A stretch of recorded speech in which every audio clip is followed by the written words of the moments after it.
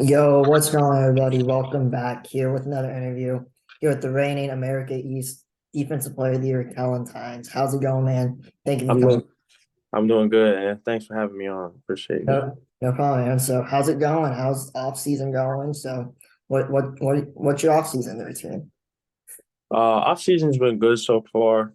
Um, it ended earlier than we want to, so I just kind of just been using that as fuel and stuff for my workouts. But my routine is going in. I lift 4 times a week.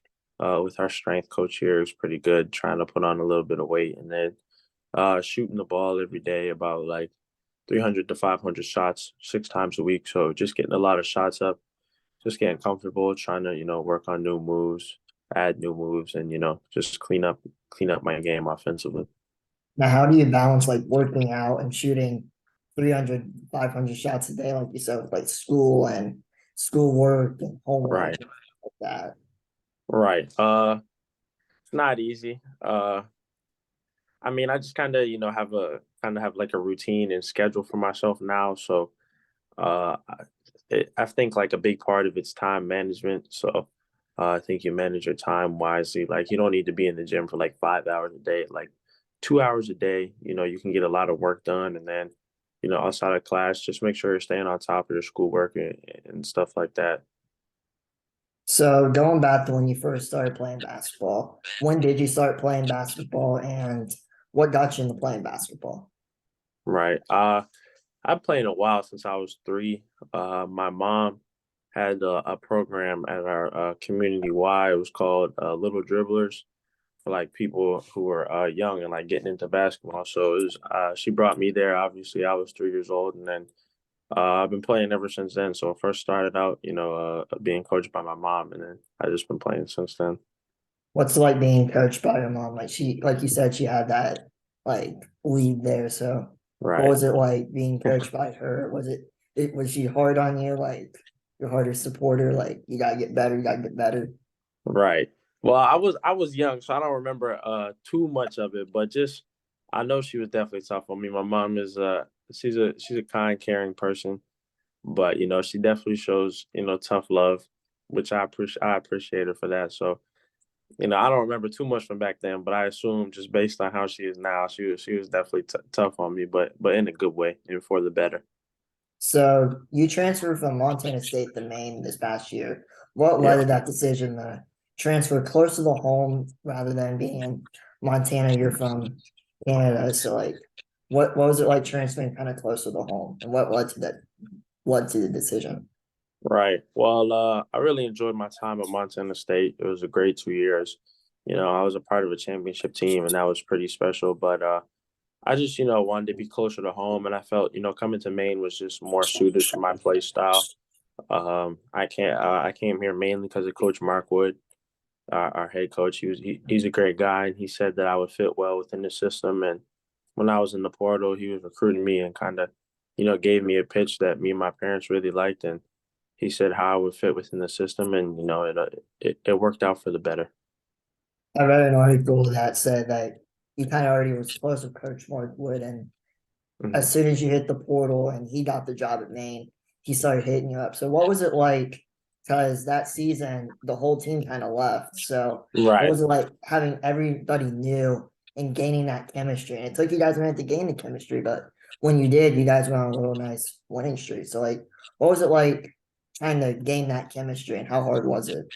yeah. Well, it's definitely not easy, especially because we have like 8 different countries, within our team. So everybody perceives things differently, speaks a different language. So it wasn't easy, but when you have a great group like we did, all the guys, all they care about is winning. They don't care about individual stats or anything like that. Winning was the main thing. So just keeping that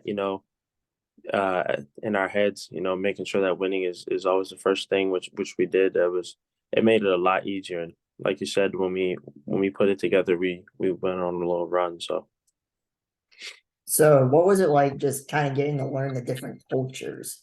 Because like you right. said, you had like the starting five was from all different countries. So was it like learning each and every one of those guys' culture and kind of trying to bond off of that?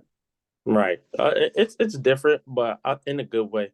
It was definitely good experience to learn about other people's cultures, learn how they do things, and it's funny because a lot of like the international guys when they get frustrated they start talking in their language. So that part's kind of funny, and yeah, like I said, it's been fun getting to like know the guys and know a little bit about where they come from and how they do certain things. So, like I said earlier, you were the nation's leading in steals per game. You won the America East Defense Player Year. What? How did you become such a great defensive player? Um, Honestly, I don't know. I feel like I'm, decently fast. Like I have quick hands, like that plays into it. But I mean, I think a big part of it is just like knowing your defensive system. Like Coach Markwood has a good defensive system for us, and I think just being in the right spot 9 times out of 10, you can just get a lot of steals. And then I think another big part of that is just like taking pride in defense. Like I really hate getting scored on. Like, not that anybody likes getting scored on, but like, I don't know. I feel like when I get scored on, like I take it personal. So that's just something that I've always done. So that's just kind of my mindset towards playing defense. Now, like I said, like earlier, like you did win the defense player. Does it look when you look back? Does it is it like still surreal to you? Like, are you still in the moment? Like, wow, I really won this. Like, Right. No, it's definitely cool to win the award. I mean, I'm from Nova Scotia, Canada, so there's not too many people playing Division 1 basketball.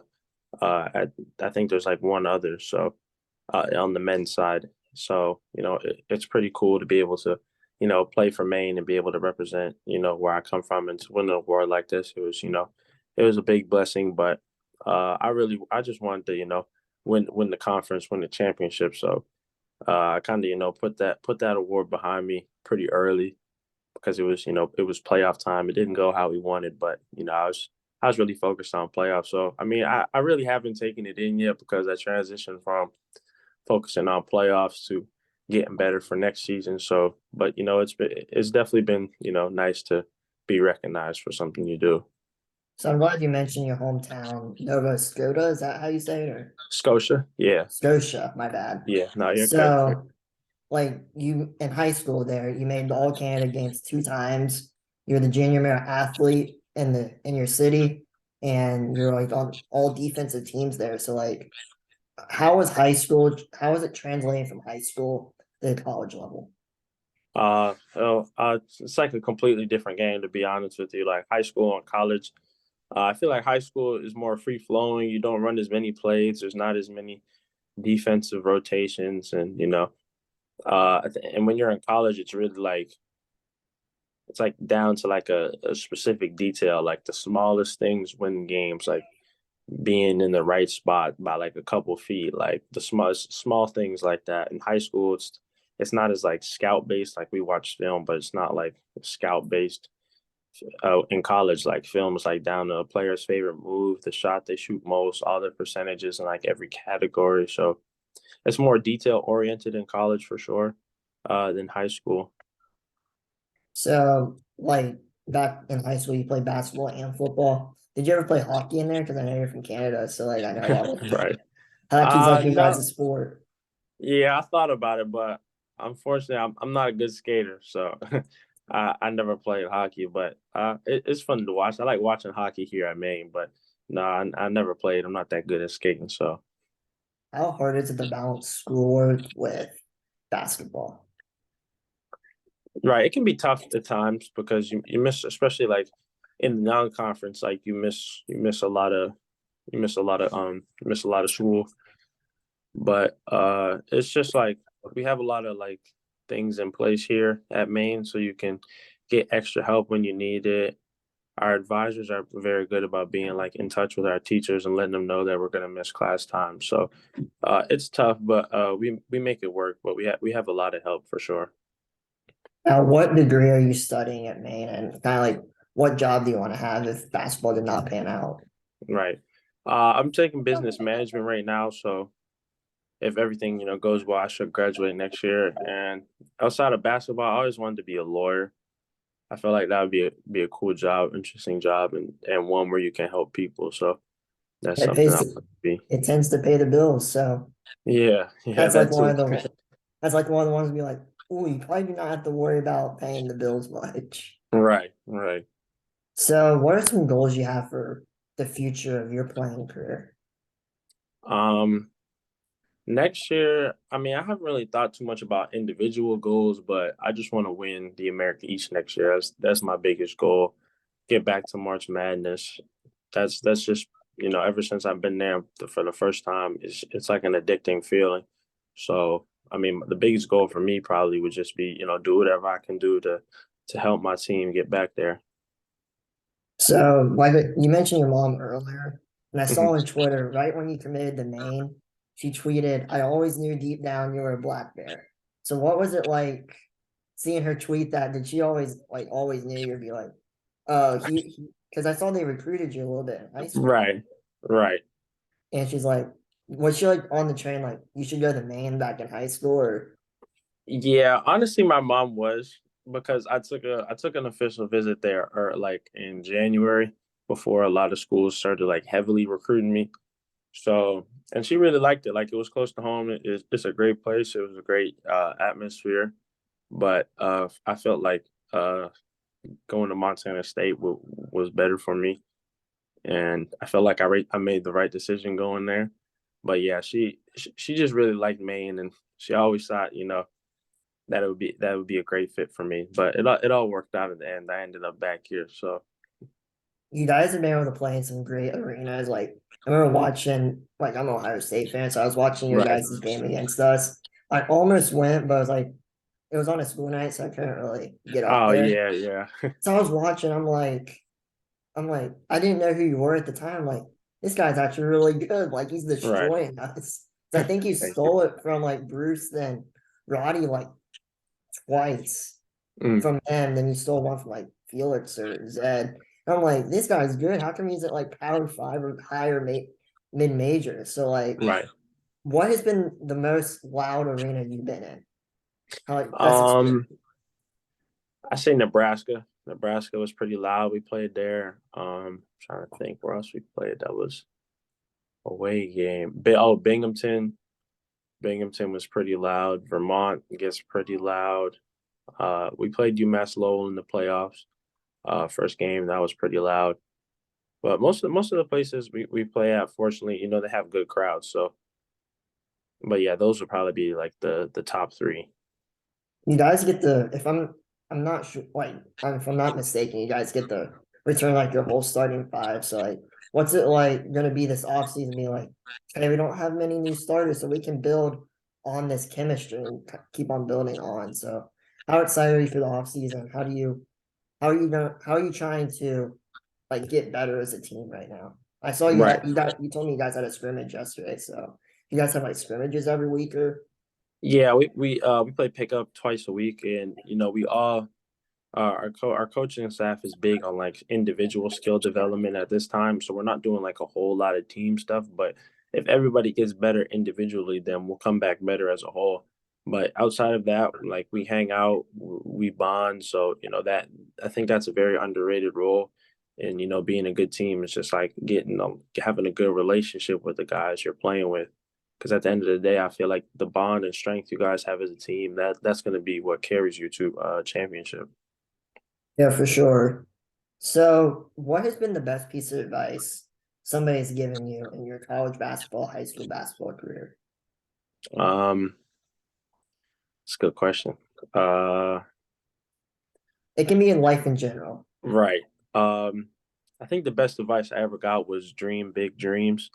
Um, just like, if you look at like statistics wise, like the high school I went to, like I was the first player to commit to a Division I school from the basketball program. And then um I think I don't know how many players from Nova Scotia. I know there's a couple that have been to March Madness, but I think maybe like one of like it's definitely less than 10 where I'm from.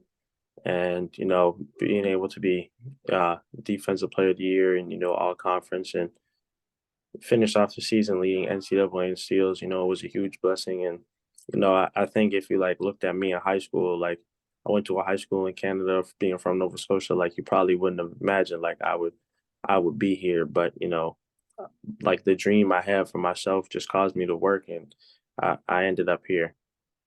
Like you said, you were the first player in your high school to enter D1 college, won a defensive player of the year, made all defensive teams. What's like a piece of advice you have to somebody who can be at your high school right now who plays basketball or any sport, or like any like young high school recruit out there who wants to Right. play D1?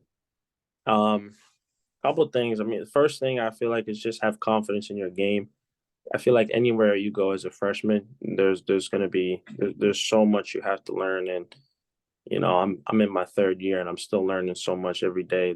So for freshmen, there's so much you have to learn. So just go in with an open mind and be ready to learn. And one thing I did was one of the point guards. He was like a fifth year senior. He at Montana State. His name was Xavier Bishop. I honestly I stole like a lot of his moves, like a lot of stuff he does in ball screens, and he was good. He was like all conference, Big Sky conference tournament MVP. So I learned a lot from him, and I used a lot of his moves, and they work for me. So I try to model my game a little bit after him in certain stuff he does. So be willing and able to learn. And another thing I'd say is just have confidence. Have confidence in yourself and your abilities, and the work you've put into to get to where you're at. Well, thank you, man, for coming on here, telling your story, and just taking little bit of your time out of your day to come on here and talk with me for a minute. So Yeah, thank you for no coming problem. on. No Have problem. a Thanks for having me. have a great season next year, man. Thank you. You too. I appreciate it. Thank you. No problem. Peace.